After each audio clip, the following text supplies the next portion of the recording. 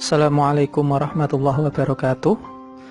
Salam sejahtera bagi kita semua. Halo sobat belajar, berjumpa lagi ya. Yuk belajar tematik bersama Pak Mahfud. Belajar tematik semakin asik. Video pembelajaran kali ini nanti kita masih melanjutkan pada pembelajaran kelas 4, tema 6 cita-citaku, subtema 3 giat berusaha meraih cita-cita. Kita masuk ke pembelajaran yang kedua. Pembelajaran kedua ini termuat 3 pelajaran, yaitu Bahasa Indonesia, SPDP, dan IPA. Selanjutnya tujuan pembelajarannya, sobat belajar bisa langsung saja menyimak pada layar apa saja tujuan pembelajaran yang akan kita capai pada pembelajaran hari ini. Nah, sobat belajar, langsung saja kita mulai ya. Pembelajaran hari ini sudah siap dan tetap semangat. Perhatikan gambar tersebut. Pernahkah kamu menemui anak-anak yang bekerja menjadi pemulung seperti di atas? Pernahkah kamu berpikir mengapa mereka bekerja di usia muda mereka? Apakah yang dilakukan mereka? Apakah peran mereka di masyarakat? Tahukah kamu bahwa beberapa anak pemulung tetap bersekolah?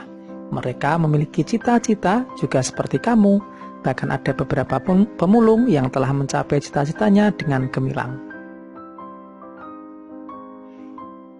Sobat belajar, mari kita membaca judul bacaan Aku Sarjana Pemulung. Namaku Wahyudin, biasa dipanggil Wahyu. Aku anak pasangan buruh tani. Aku tinggal bersama kelima saudara tiriku dan 2 adikku. Selain orang tuaku, karena kemiskinan, tidak ada satupun dari kakak tiriku yang dapat menamatkan sekolah dasarnya. Aku pun terancam demikian karena kami tidak punya uang untuk sekolah. Tetapi aku bertekad, aku harus sekolah. Subuh aku pergi mengumpulkan sampah plastik dan kardus untuk dijual. Pekerjaanku ini disebut memulung. Aku adalah seorang pemulung. Untuk membayar uang sekolahku, aku memulung sejak usia 10 tahun. Pada saat aku duduk di kelas 4 SD. Untuk menamatkan sekolah dasar, aku perlu tambahan biaya. Selain memulung, aku pun mengembalakan kambing tetangga. Sewaktu SMP, aku juga berjualan gorengan. Apapun kulakukan agar aku dapat sekolah. Pada saat SMA, aku menjalani 7 profesi sekaligus agar aku tetap sekolah. Tetapi meski demikian, aku selalu dapat menjadi juara di sekolahku. Pada tahun 2013, aku telah menyelesaikan kuliahku di Jakarta dengan tetap menjadi pemulung. Lalu aku mendapatkan beasiswa untuk melanjutkan kuliah kembali di ITB, yang kini hampir selesai. Aku bangga telah mencapai cita-citaku untuk terus sekolah, meskipun dengan perjuangan yang panjang dan berat. Nah, sobat belajar, mari berdiskusi, lengkapi diagram berikut ya. Nah, tadi cita-cita Wahyudin apa ya? Cita-citanya adalah ingin terus bisa bersekolah.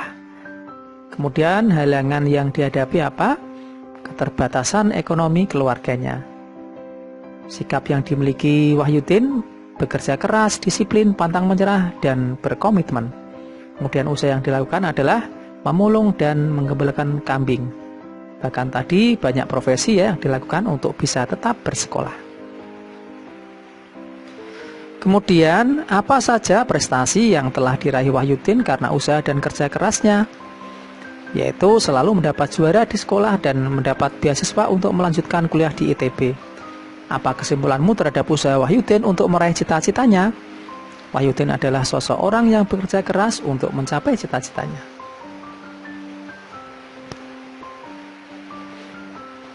Sobat belajar, bacalah puisi berikut ini ya, yang berjudul Sahabatku Seorang Pemulung, ciptaan di Karitas. Tangan-tangan kecilmu begitu lincah mengais dan memilah sampah rumah. Kamu mencari plastik, bahkan kertas dan kardus. Berbekal karung dan tongkat kecil, kamu mencari dan menemukan barang-barang yang telah dibuang pemiliknya untuk ditukarkan kepada para pengepul. Aku mengagummu, sahabatku. Kamu tidak pernah menyerah, kamu tidak pernah mengeluh, kamu selalu bersemangat. Semoga kamu dapat mencapai cita-citamu, seperti aku pun berjuang untuk itu. Mari kita saling mendukung untuk menjadi yang kita mau.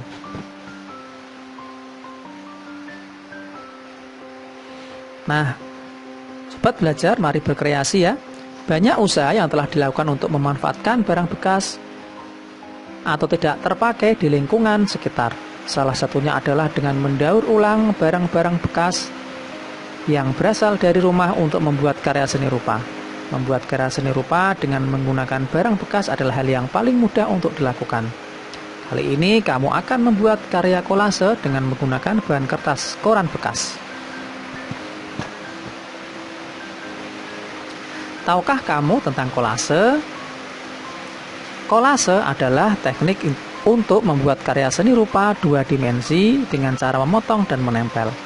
Bahan yang digunakan terdiri berbagai bahan seperti kertas, kain, kaca, logam, kayu, dan lainnya yang ditempelkan pada permukaan gambar. Coba sobat belajar kalian ikuti langkah-langkah berikut untuk memulai membuat kolase ya. Siapkan bahan-bahan seperti selembar kertas, lem gunting, koran bekas, dan gambar. Kemudian langkah-langkahnya, siapkan gambar pola selembar di kertas. Kemudian yang kedua, buatlah potongan-potongan bahan seperti koran bekas, kardus, dan plastik. Kemudian yang terakhir, tempelkan potongan-potongan tersebut ke permukaan gambar yang telah disediakan. Seperti pada gambar ya sobat belajar, cukup mudah bukan? Tahukah kamu sobat belajar bahwa sampah telah menjadi masalah lingkungan yang semakin sulit diatasi? Sampah plastik telah menutupi beberapa samudera dan mengakibatkan kerusakan lingkungan yang serius. Banyak hewan laut mati karena memakan sampah plastik.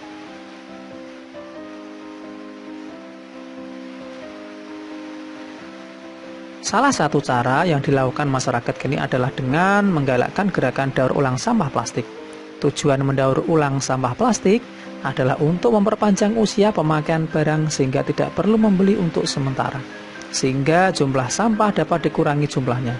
Dengan memerlukan penghematan penggunaan barang dari alam, kita telah melakukan usaha pelestarian makhluk hidup di sekitar kita.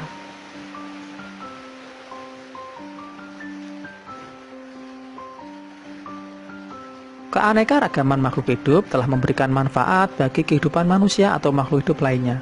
Sepantasnya manusia berusaha dan bertindak untuk memelihara, mengembangkan dan menjaga keanekaragaman makhluk hidup sebagai sumber daya alam hayati agar senantiasa dapat memperoleh manfaatnya.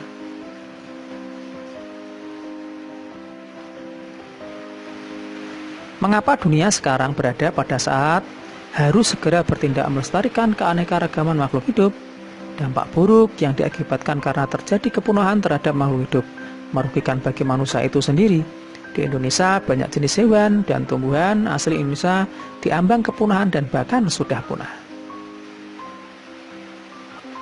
Nah, bagaimana upaya pelestarian makhluk hidup pada tumbuh-tumbuhan ya sobat belajar? Yang pertama, kebun koleksi. Kemudian kebun plasma nutfah.